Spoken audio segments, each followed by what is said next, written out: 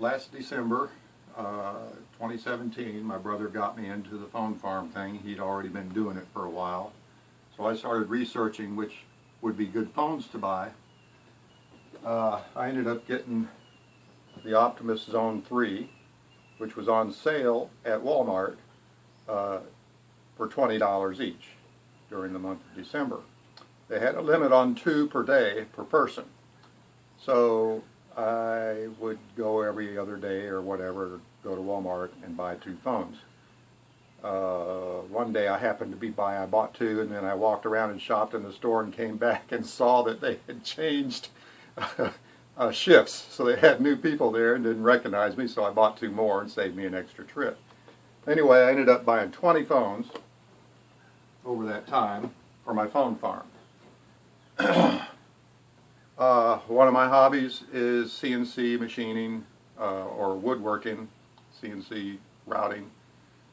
I had all these 20 phones. I had them spread out all over my desk. Not this, well, this desk and a desk over by my computer. I had wires running everywhere, and you know how it can be. It's a big mess.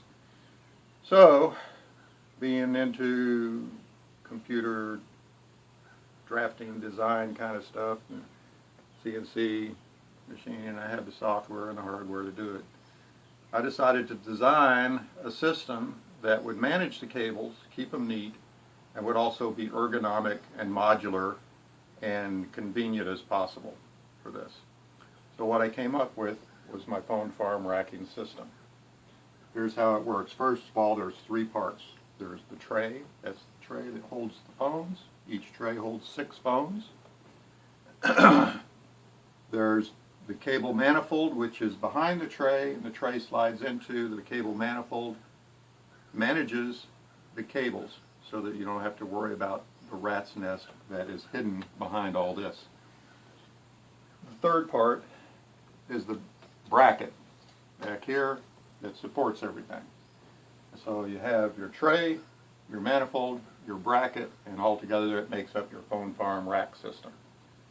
Here's how it works. You can tilt these trays, by the way, and you notice how they're ergonomically displayed, and yes, I am still watching, so that they're easy to view. You don't have to bend down to view it. They're easy to reach because of the curve. It's got a 2-foot radius on this curve, which is about where your shoulder would be, between your shoulder and your eye level, depending on how high you mount it on the wall. So these are all tiltable for adjustment and also so that you can remove your tray. So you tip it up. You have all your connectors here. Let me move you in closer so you can get a better look.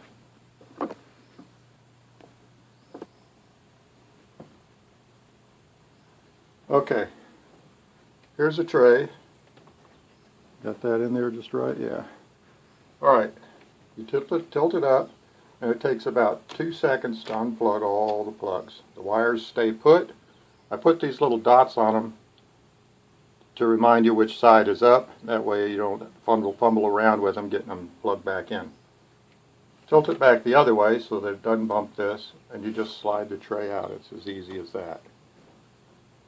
You take your tray of phones wherever you want to conveniently work on them. You can, if you're going to, say, download a new app, or you're going to do some maintenance on logging in and out, that kind of thing.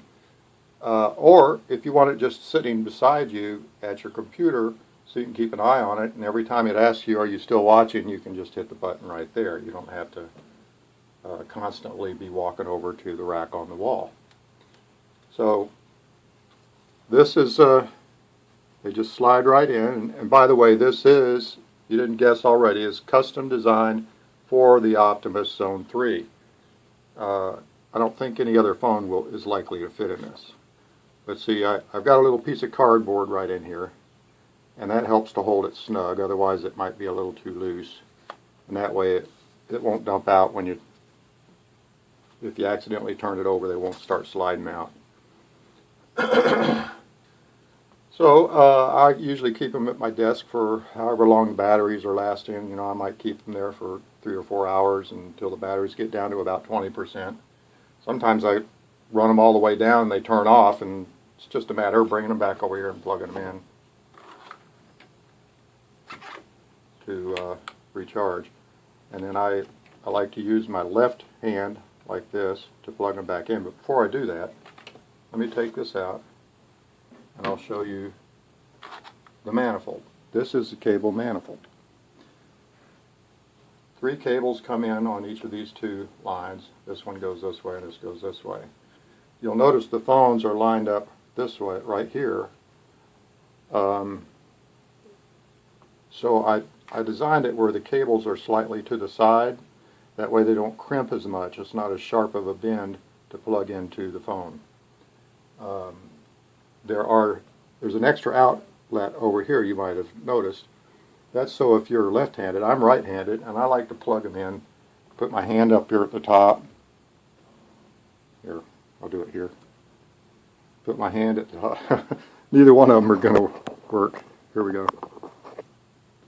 I'll put my hand up here at the top for plugging in. If you don't brace it, it might push it out, so it keeps it in place. So that's the way I put them back.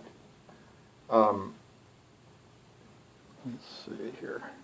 Let me get back down on the manifold. You'll notice that the slots are pretty good at holding the cables in, but I also made holes to tie them down with a tie wrap, a twisty tie that you get from your bread packages and that kind of thing at the grocery store. So here's a twisty tie just stuck through on both sides around the cable, and then you twist it, and you know, I finally found a good application for those twisty ties you get from your bread. I didn't use all the holes. I designed it with more holes than I really needed, but I found that all you need is a twisty tie here and one at each of the exits, and it stays put well enough. So while I have this off, let me get a flashlight and remove the phone here, and I'll show you what's down behind. It's kind of dark down in there.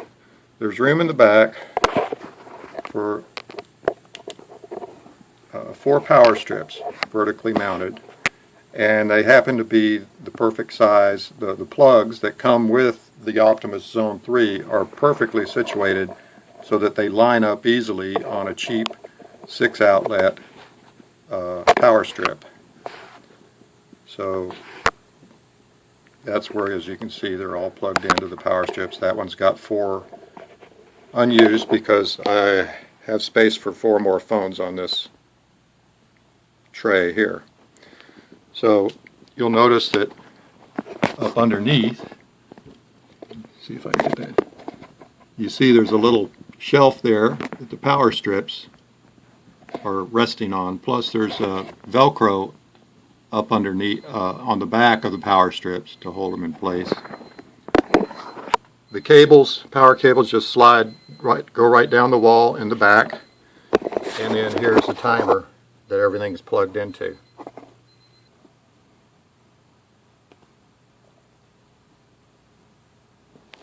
Alright, now here's another side view, another view of the power strips, and they're Velcroed to the back here.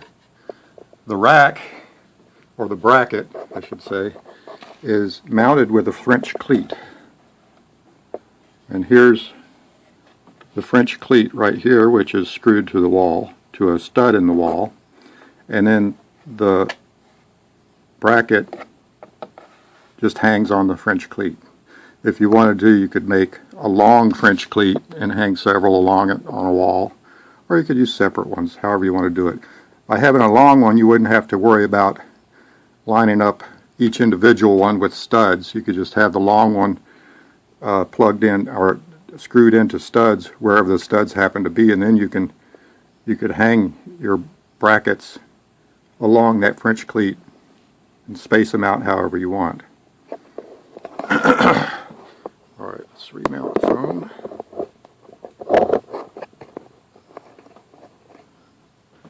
And we'll put this back in. Slides in like that, and then you just take your plugs, plug it all back together.